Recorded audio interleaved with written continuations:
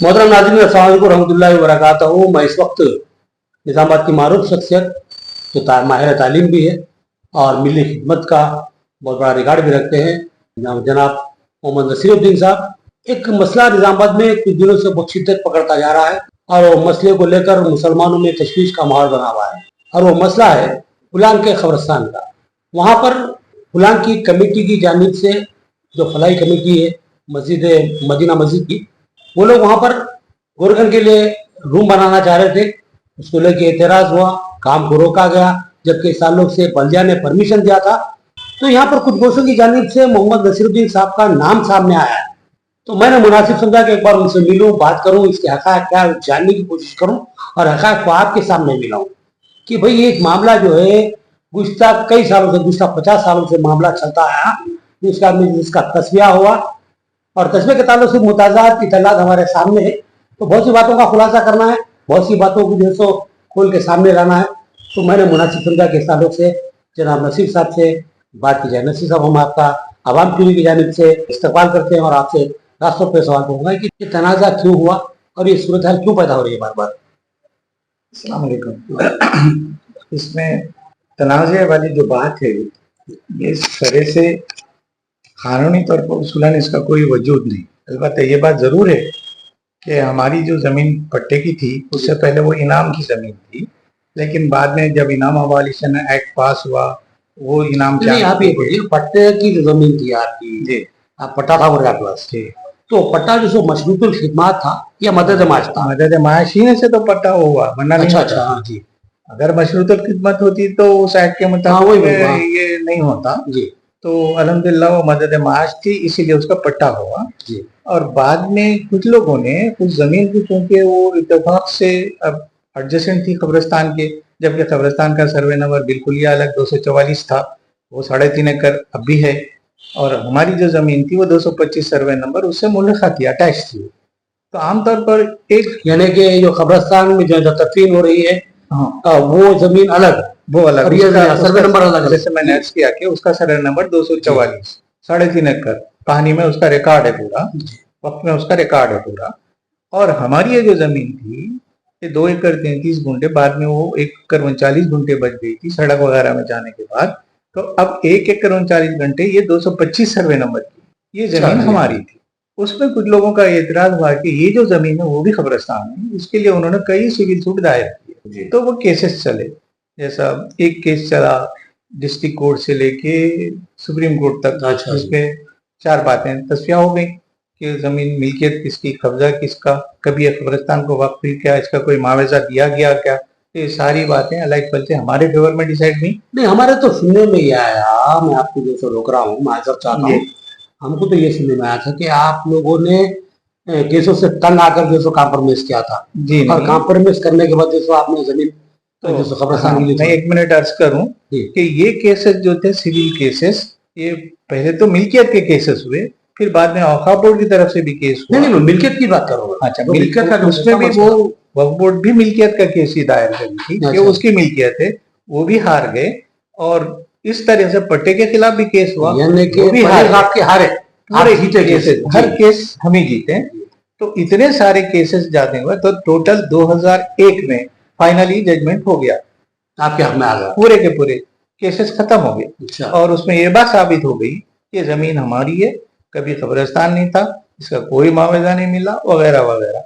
सवाल मिल्कियत का है तो मिल्कियत हमारी थी, है उतनी में। तो 2001 में मेरा किसी से कोई कॉम्प्रोमाइज नहीं हुआ। ये पूरे हाँ, ये जो पूरे केसेस थे वो केसेस हमारे फेवर में, उसके बाद बात आई गई, होगी, खत्म होगी बात। लेकिन अब कुछ लोगों का मशवरा हुआ कि भाई ये जमीन कुछ, जैसे सामने का थोड़ा सा हिस्सा या पीछे का थोड़ा सा हिस्सा कब्रिस्तान के लिए वक्फ करना चाहिए। बीच में कुछ हालात ऐसे भी बने थे जिसमें मैंने भी वादा किया था कि भाई अगर ये जमीन कमेटी खरीद लेती है तो उसमें से 2 मलियों की जगह मस्जिद मदीना मस्जिद को और दूसरी फातिमा मस्जिद को ऐसा देंगे या रास्ता छोड़ेंगे, वैसा था।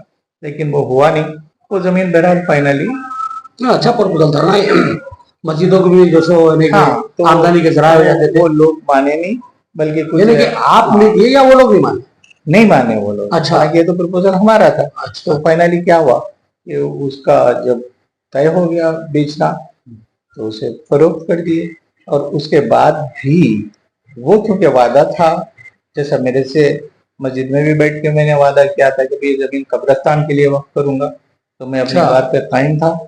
तो वो मैंने क्या किया कि भाई फिर से वो बात रिपीट के, अगर इधर मलियां वो मस्जिद के लिए मलियां, तो खुद जो लोग करता धरता थे उस वक्त उन्होंने इसकी शिद्दत से मुखालिफत की। अच्छा। सिर्फ इस वजह से शायद की कि फिर ये झगड़े का आगे इख्तिलाफत का आगे मसला ऐसा है, भी सही रहेगा, बात क्योंकि वो इंतहाई कीमती जमीन अच्छा हो अच्छा चुकी पैसा थी। था उन लोगों का तो फिर क्या नहीं, आप वक्फ करना चाह रहे हैं, कब्रिस्तान के लिए बात थी, लिहाजा वक्फ कर कब्रिस्तान दिया। की। तो तो मैंने कितनी थी जमीन वो अंदाजा? अब तो करोड़ों में है। नहीं नहीं नहीं, 5,000 मालिक की बात नहीं कर रहा हूँ, मालिक का तो सबका अंदाजा है। 5,433 मुरब्बा गज। 5,433 33 तो करीब सवा एकड़। सवा एकड़। अच्छा जी हाँ। तो वो जमीन अब जो सामने का है 600-700 गज है, और उधर पार्ट बी जो वो लमछी के पीछे का हिस्सा है, वो पूरा काव कटिया तक उधर से भी जो गेट है, अच्छा वहाँ पीछे तक का का हिस्सा है पूरा, तकरीबन एक हाथी वंशी ग्राउंड के पीछे का हिस्सा। तो एक हाथी ग्राउंड के उतना वो चौड़ा है। तो ये पूरी जमीन वक्फ कर दी गई सिर्फ एक ही पर्पस के लिए, एक ही मकसद, यानी मंशा वक्फ की आप बात करेंगे तो उसमें एक ही है मंशा। क्या नहीं, आप कंडीशन रखे थे? एक कंडीशन रखें, एक ही कंडीशन कि वहां सिर्फ मुस्लिम मैयतों की तदफीन होगी, इसके अलावा कोई दूसरा काम नहीं होगा। मंशा वक्त में अगर ये बात की सराहत मौजूद है तो फिर वहां पर जो है सो आप वक्त के कानून के खिलाफ है, फिर शरीयत के खिलाफ भी, आपकी मर्जी नहीं है तो ना तो मस्जिद तामीर हो जब सकती, उसको हम तहरीर में ना दे मर्जी चुके है। हैं, वक्फ बोर्ड ने कबूल कर लिया, कब्जा भी ले लिया, बाउंड्री वाल भी हो गई, और उन्होंने उसको बाज़ाब्ता कानूनी शक्ल देकर उसका एक मुंतखब भी जारी कर दिया।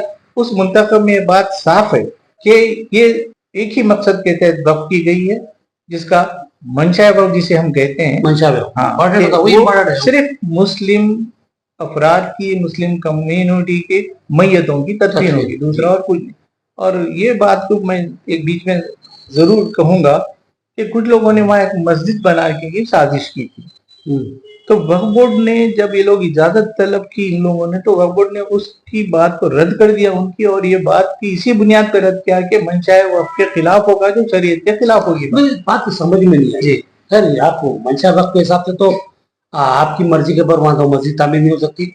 अब आपकी मर्जी से मस्जिद तामीर नहीं हो सकती, मेरी बात है। जब मैं जो सवाल करना चाह रहा हूँ, मैं बहुत इंपॉर्टेंट सवाल है, जब ये वक्फ बोर्ड की मिल्कियत है, वक्त में इसका इंदराज हो गया, गजीद में इंदराज हो गया, ठीक है, गजट भी होगा, फिर गजीद में इंदराज भी होगा, फिर जो सो फिर बल्दिया को क्या इस्तेकाक है जो सो वो मलिया बनाने की परमिशन दे या भूमा बनाने की परमिशन दे? ना बल्दिया, ना वक्फ बोर्ड, ना इवन किसी कोर्ट को भी इस बात का कोई हक नहीं कि मंशा वक्फ की खिलाफ वर्जी की जाए, क्योंकि बात शरीयत के सरी खिलाफ वर्जी होगी। एक बार जैसे वक्फ एक बार कर दी गई, अल्लाह की जायदाद होगी, जिस मकसद के लिए वक्फ की गई वही मकसद पे होगा, इसमें वक्फ बोर्ड भी मजाक। और इसी बुनियाद पे कलेक्टर ने भी एक जजमेंट दिया, मस्जिद नहीं बनेगी, और वक्फ बोर्ड ने भी एक जजमेंट दिया कि वहां मस्जिद, जब मस्जिद नहीं बन सकती वहां पे 45/15 का हाल बनना और इस नाम पे बनना कि मुर्दों के लिए वो जो सब्बल या फोड़े की बात तो है ना कि जैसा जब कब्रिस्तान है तो कब्रिस्तान में सामान भी होता है, गौरगन भी रहता है,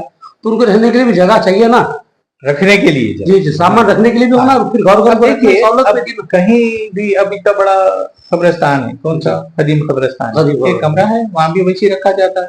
मगर यहाँ आप गोदाम बना रहे हैं और वो मलकियों की शक्ल में बना रहे, और वो भी बगैर इजाजत के बना रहे।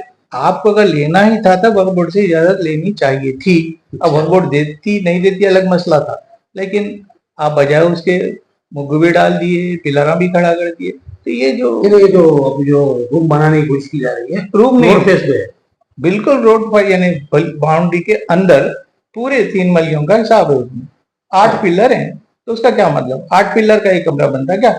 तो बजाय हिफाजत के लिए, सामान रखने के लिए, अब आज भी कल मलियां बन जाती है उसमें। और मलियों की तामीर कुछ लोगों की बचपन की आरजू है कि वहां मलियां बने, हर वक्त इस बारे में कोशिश की गई, नाकाम हुई। इससे पहले मस्जिद का फाउंडेशन भी ऐसी रख दिया गया था बगैर वक्फ बोर्ड की मर्जी के, तो वक्फ बोर्ड ने उससे शिद्दत से, बल्कि वक्फ बोर्ड ने FRI करवाया जिन लोगों ने। तो हम भी आपके जो मुखालिफिन में मान सकते हैं आपके जो भाई एक मस्जिद की तामीर को आप रुकावट क्यों बन रहे हैं, लेकिन यहाँ पर जब बात मंशा वक्त की आती है तो यहाँ पर ना मस्जिद तामीर हो सकती है, ना कोई मस्जिद तामीर हो सकती है, ना कोई इस बारे में अब मेरा भी अख्तियार वक्फ बोर्ड बाकी है। के इजाजत के बगैर। हाँ, जब इसके बारे में मेरा भी अब अख्तियार वहाँ कुछ नहीं, जब मैं उसका केयर टेकर हूँ, जिसे उर्फ आम में उर्दू में मुतवली कहते हैं। हाँ, मुतवली। हाँ, तो मैं सिर्फ केयर टेकर होता हूँ, मालिक नहीं। नहीं, मालिक तो नहीं होते, हाँ, मुतवली बस। निगरान कार होते हैं खलील। तो बहरहाल जो आपको जो मुतनाज़ा जो अराजी है, अभी तो मुतनाज़ा नहीं, मुतनाज़ा खैर नहीं, पूरा अभी जो क्या है ये वो तो तो एक कोशिशें हो रही है, समझिए, बस खत्म। तो उसके आप जो तौलीत आपके पास है, आप माने तो मुतवली है, तो फिर आपको इस बात का जो सो आपको तो हक हो सकता है कि वो हक आपका हो कि आप जो वहाँ पर मस्जिद तामीर कराएं या मलिया तामीर करवाएं। अब ये मेरे हाथ में नहीं हुई बात, क्यों कि जब वक्फ को एक बार दे दी कि वक्फ बोर्ड को, तो वक्फ बोर्ड हो गया उसका कस्टडियन। वो मेरे हाथ में भी नहीं, और वो वक्फ बोर्ड भी मनचाहे वक्फ के खिलाफ कभी नहीं जाएगा। अगर वो भी गया तो शरीयत, इसीलिए उसी बुनियाद पे उसने मस्जिद की परमिशन को भी। लेकिन मैं जहाँ तक समझ रहा हूँ कि अब जो खबरस्तान है बहुत वसी खबरस्तान है और खदीम खबरस्तान है, तुलांग से जुड़ा हुआ है, बल्कि आप जो सो उसमें अतराफ की जो आबादियां हैं, मुस्लिम आबादियां जो बसते जा रही है मीना नहीं, उसका निजाम आज बयान है। तो बहरहाल वहाँ तो जो सो एक रूम की तो जरूरत महसूस हो रही है, एक रूम तो होना चाहिए वहाँ पर गवर्नमेंट का। इसके लिए आपसी मशवरे से अगर कुछ किया जाता तो ज्यादा बेहतर था ना, वो बजाय उसकी तमलियों का ये भी बात सही है, मुनासिब इतना बात। लंबा प्रोग्राम, आप मलियों का 45x15 का ये गोदाम बनाना, इसके लिए क्या जरूरी? आप जैसा अगर कुछ रख सकते हैं तो कुछ बड़े लोगों के साथ बात करके आप बना सकते थे, होंगे नहीं बना, लेकिन इसको भी वक्फ बोर्ड को नॉलेज में रखनी चाहिए थे ना बात। वक्फ बोर्ड की जाती है और तो हाँ, वक्फ बोर्ड आप इसके लिए शायद परमिशन देता, क्योंकि वहाँ कोई दूसरी इमारत नहीं बनना चाह रही थी ना भाई। आप मलिया नहीं बना रहे, दावा कर रहे, जबकि पूरा फाउंडेशन जब मंशा वक्त में है ही नहीं तो और कोई चीज तो बने। फिर आप मलियों का पूरा वैसी, यानी पूरी तामीर मलियों की हो रही, जब आपका दावा है कि मलिया नहीं है, हम पे इल्जाम लगा रहे हैं, तो फिर आप सीधे सीधे परमिशन क्यों नहीं लिए वक्फ बोर्ड से? वक्फ बोर्ड को देना चाहिए था ना, वो देता नहीं देता, लेकिन आप तो अपनी नीयत अगर साफ है आपकी, तो आप वक्फ बोर्ड से रुजू होना चाहिए। ये है ना मुश्किल मसला। यानी कि आप ये कहना चाह रहे हैं कि यहाँ किसी के मफादात जुड़े हुए हैं। बिल्कुल, और ये क्लीन हेड्स के साथ नहीं आ रहे। अगर नीयत अच्छी होती तो सीधा सीधा इनका जो, अब ये सवाल कि भाई बल्दिया की गवर्नमेंट की जो अमाउंट सैंक्शन हुआ है उसका बहरहाल इस्तेमाल होना चाहिए, तो वही जगह क्यों आप जब साइट सेलेक्ट कर रहे थे, तो जिस तरफ वो कौन सी बोरवेल है वहां पे नाला है, उसके बाजू करते तो कुछ भी बना दे तो पानी जा सकता था। मेरे को फिर बात वहां पर अटक गई मीडिया के, बल्दिया फंड जारी करा, बल्दिया तामीर करा रहा, तो मैं सीधा सवाल करा कि बल्दिया को क्या रहे नहीं कि जो उसको तामीर करवाए, क्या मेरी बात में नहीं, वक्फ बोर्ड से देखिए आपको मैं मेरी बात नहीं बोल, कानूनन हो या शरीयत के एतबार से हो, ये परमिशन वक्फ बोर्ड की रजामंदी से कर सकता है। इसमें वक्फ बोर्ड, और वक्फ बोर्ड भी मंशा वक्त के खिलाफ जाने का कोई सवाल ही नहीं होता। अच्छा, अगर आप कब्रिस्तान की देखभाल के लिए या गोरखनों के लिए तमई करना चाहते तो फिर बल्दिया से पूछना जरूरी नहीं, वक्फ बोर्ड से पूछना चाहिए जी। उसके बजाय आप ये पैसों का इस्तेमाल करना है बोल के अगर ये लेते तो गलती हुई है, या कहीं ना कहीं गलती हुई है। मोहतरम नाज़रीन, फुलांग के कब्रिस्तान के मामले को लेकर तशवीश का माहौल बना हुआ था और इस ताल्लुक से हम लबकुशाई करना नहीं चाह रहे थे, लेकिन बहुत से गोशों की जानिब से इस बात की तरफ तवज्जो दिलाई जा रही थी कि भाई आप इस मामले में खामोश क्यों हैं। तो लिहाजा मैंने मुनासिब समझा कि इस सिलसिले में जो ज़मीन से जुड़ी हुई शख्सियत थी उनसे बात करूँ, हक़ाइक़ तक पहुँचूँ, नताइज तक पहुँचूँ। मेरे सामने कुछ पेपर हैं वो अभी बताना चाह रहे थे, नसीर साहब मैं अभी देखना चाहूँगा कि इस पेपर के हवाले से वो कुछ बताना चाह रहे थे। मैं उनसे ख्वाहिश करूँगा कि इसकी तफसीलात कुछ अगर हो तो बताएं हमारे नाज़रीन के लिए। ठीक है साहब, ये आपको बता दें, ये वक्फ बोर्ड अगर एक बार दर्जे रजिस्टर करती है किसी प्रॉपर्टी को, तो अच्छा। उसके लिए करने वाले के नाम के साथ एरिया, लोकेशन, और सबसे बड़ी अहम बात इसमें जो है वो मंशाए वक्फ है। आप इसको देख लीजिए, इसमें कहा मंशा वक्फ है, इसमें पूरी तफसील है। इसमें conditions and object of work, religious and pious purpose of burial of dead bodies of Muslim community. This is the only purpose. वाज़े तौर पे लिखा हुआ है कि एक ही पर फोर्थ जो पैराग्राफ है, फोर्थ कॉलम में लिखा हुआ है ये। और यहाँ पर और एक भी इसमें आप बोले तो तौलियत का भी मामला है बल्कि लिखा हुआ। अच्छा, ये तो जमीन है हेरिडिटरी जी हाँ। और तौलियत के कॉलम में आप जैसे सीधा सीधा इसमें मेरा ये वही वक्त डीट हम जब बनाए थे 2005 में जी, तो 2005 में ये है, और इसमें नाम जो है सीधा सीधा मेरा नाम होता है मोहम्मद नसीरुद्दीन, 11 नंबर कॉलम, नेम ऑफ मुतवल्ली 11 नंबर कॉलम है। इसमें मुतवल्ली का नाम लिखा हुआ है, तौलियत जिसके हाथ में है उनका नाम लिखा है मोहम्मद नसीरुद्दीन। ये मुझे भी चश्मा कराने की जरूरत है। लेवन ना जी इलम हाँ जनाब मोहम्मद नसीरुद्दीन साहब लेट मोहम्मद रफीउद्दीन साहब residence of 4711 Hatai street Nizamabad town and district. हाँ और ये कब जारी हुआ है? 4/10/2023 वाज़ेह अंदाज में लिखा हुआ है पर दौलत के ताल्लुक और यही एक सर्टिफिकेट मंशा वक्त के ताल्लुक से जो वाज़ेह तौर पे लिखा हुआ है। एक और डॉक्यूमेंट जी जिसको हम गजट कहते हैं, गवर्नमेंट गजट। अच्छा गजट में कब जाते हैं? ये उसके 3 महीने के बाद 18 जनवरी 2024। अच्छा 2024 में गजट में इंद्राज हो गया, इसका आ गया ये गजट जारी गजट है। तो गजट में कहाँ है इसका? पेज नंबर 29 पे है। यही ये जो अभी गजट में नहीं नंबर आप देखो पेज नंबर 29 रहता है। अच्छा अच्छा पेज नंबर गजट में ये फला तारीख है, इसका फर्स्ट पेज है। हाँ ये फर्स्ट पेज नंबर 29 है, वो मुंतखब ये फर्स्ट पेज है। हाँ ये उसका 29वां पेज है गजट का। और यहाँ पर सर्वे नंबर लिखा होगा। हाँ 225 225 पार्ट ए, ये 225 पार्ट बी 5433। यहाँ लिखा हुआ है वाज़ेह तौर पर कॉलम 5 में लिखा हुआ है 5433.55 इसको जो जमीन कब्रिस्तान को वक्फ कर दी गई। और दूसरा इसमें दो सर्वे है, सर्वे के 2 पार्ट किए गए। सर्वे नंबर 225 इसमें पार्ट ए पार्ट बी। सामने पार्ट बी में जो है जमीन है ज्यादा जो है हाँ। कब्रिस्तान के लिए वक्फ कर दी गई। पीछे की जमीन जो है ना काकतिया तक की जमीन, हाँ समझ रहा हूँ जो घेरे हुए है ऐसा है। तो 2 पार्ट में, लेकिन सामने का हिस्सा वो 2 मिला के 5400। इसमें भी जो है तो मुतवल्ली में लिखा हुआ है नसीरुद्दीन मोहम्मद नसीरुद्दीन यहाँ पर। तो बहरहाल वाज़ेह तौर पर जो सो अब सवाल यहाँ पे ये भी है, मैं चाहूँ या वक्फ बोर्ड भी चाहे तो इसे चेंज नहीं कर सकते कि एक बार पंचायत वक्फ जो डिसाइड होगा और इसी कंडीशन पे तो उन्होंने दर्जे रजिस्टर किया है ना इसे। ये है मसला। अब रहा सवाल, आपको कोई वक्फ बोर्ड से अगर रिप्रेजेंटेशन करना था तो कर लेना चाहिए था, लेकिन अपनी मर्जी से। मैं क्या बोल रहा हूँ सर कि जो कब्रिस्तान है जी, अब यहाँ पर मंशा वक्फ के खिलाफ भी मामला मुझे बात करना चाहती हूँ कि कब्रिस्तान के लिए एक रूम चाहिए जहाँ सामान रखा जाए, जहाँ गोरकन रखा जाए। तो ये तो किया जा सकता ना। ये बात अलग है ना सर, मगर आप जो जगह सेलेक्ट करें, अच्छा हाँ तो ये बड़ी कीमती जगह है ना। अच्छा आप वहाँ घुमा फिरा के जो चीज सामने से आते नहीं, पर्दे के पीछे से बैकडोर से हासिल करने की कोशिश कर रहे हैं, तो ये गलत बात है। अच्छा अच्छा तो इसमें साफ मालूम होता है कि जो लोग कोशिशें कर रहे हैं उनकी नियतों में फतूर है। अगर ये बात नहीं होती तो आप खुलेआम मशवरा करते लोगों से, खुला के बड़े लोग मौजूद हैं उनसे बात करते या मेरे से बात करते, मैं भी आपकी तारीफ करता, सपोर्ट करता। लेकिन आपको शायद समझ में आ गई होगी बात कि जो मामला ये है कि वहां पर ना तो रूम बनाया जा सकता है, ना मलियां बनाई जा सकती है और ना ही मस्जिद बनाई जा सकती है। गोरकन के लिए भी रूम बनाना अगर चाहे तो रूम बनाने के लिए वही जमीन क्यों, नसीर साहब की बात है कि वही जमीन क्यों जो कि बहुत कीमती है। आप रूम अंदर भी बना सकते हैं, दूसरी जगह भी बनाया जा सकता है।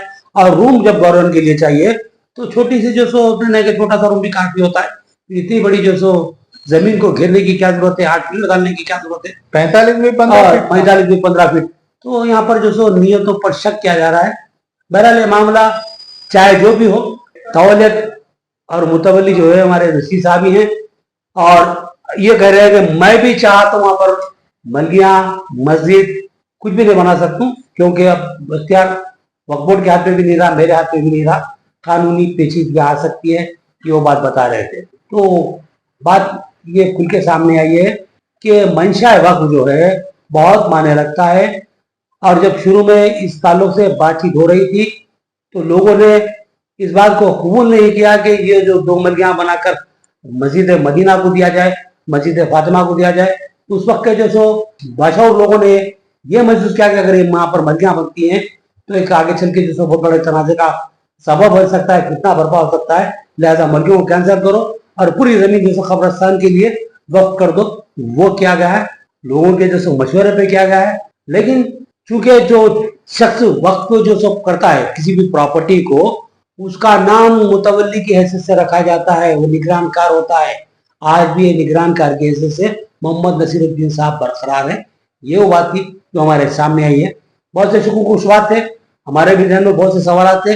मैं समझता हूँ कि हमने बहुत से सवालों का जवाब पा लिया है। और एक चीज वहाँ पे जो मुझे कमी नजर आती है कि वक्फ बोर्ड की जानिब से उसकी एक मैनेजिंग कमेटी तश्कील दी जानी चाहिए था और है ना, कमेटी है ना, नहीं है अब नहीं, ये मस्जिद फलाई कमेटी की जो नहीं है ना, वो कमेटी वक्फ बोर्ड की तरफ से है। हाँ। मस्जिद के मैनेजमेंट के लिए कमेटी जो है वो भी मंजूरा कमेटी नहीं है वक्फ बोर्ड की, और ना ही कब्रिस्तान के लिए मैनेजिंग कमेटी वो कोई मंजूरा है। अब जैसा देखिए, खदीम ईदगाह, जदीद ईदगाह, दोनों के ग्रेव यार्ड के लिए जो कमेटी है वो कॉन्स्टिट्यूट की गई किसकी तरफ से? वक्फ बोर्ड की तरफ से। वो कमेटी जिम्मेदार होती है, अभी तामीर का करते हैं, चंदे का करते हैं, सब अब तक तो हमारे जहन में हाँ, नहीं, कुरान की जो मान्यता, अब तो वहां का सिचुएशन है, अब वहां कोई कमेटी नहीं है। तो उसूलन लोगों को ये चाहिए कि पहले एक मैनेजिंग कमेटी के लिए नुमाइंदगी करें। अब जैसे जहां तक मेरे इल्म में बात है कि अक्टूबर में एक रेजोल्यूशन पास हुआ है मैनेजिंग कमेटी के बारे में, लेकिन आज तक वो कमेटी तश्कील नहीं दी। अगर वो कमेटी होती तो न सिर्फ नुमाइंदा कमेटी बल्कि कानूनी तौर पर भी उस बात का जवाब हासिल रहता कि वो उस कब्रिस्तान के बारे में कुछ चीजों के बारे में नुमाइंदगी करे, जैसा कब्र बनाने का मसला है, तो वो कमेटी अख्तियार रखती थी। अब ऐसे अलग टब लोग जिनका कोई बैकग्राउंड नहीं है और जो कोई अख्तियार नहीं रखते, जो किसी तस्लीम शुदा कमेटी के रुकने नाम ना तो सख्त लोग अगर खड़े होकर कहेंगे कि भैया ये होना चाहिए, ये होना चाहिए, तो सिवाय शर मचाने की दूसरी कोई बात नहीं। काबिल जी। तो मोहतरम नाज़रीन, ये थी हमारी मोहम्मद नसीरुद्दीन साहब से मुख्तसर सी गुफ्तगू। उन्होंने बहुत से बातों की वजाहत की, जो कि शुक्र हमारे दिमाग में थे उसको उन्होंने रफा किया। बहरहाल मैं समझता हूँ कि सेहरा सी बात हो चुकी है, बहुत सी बातें खुलकर सामने आ चुकी है। यहाँ ये बात वजाहत के साथ उन्होंने बता दी, चाहे वक्फ बोर्ड हो, चाहे मैं खुद मुतवल्ली केसेस हो, उस जमीन में कोई चीज तामीर नहीं कर सकता, ये बात तयशुदा है। जब ये नहीं कर सकते तो फिर किसी को करने का कोई हक नहीं है। तो मामला बहुत समझ में आने वाला है। अब मैं समझता हूँ बहुत सी बातें आपके सामने वजाहत के साथ आ चुकी है, लिहाजा मुझे इजाजत दीजिए। अल्लाह हाफिज।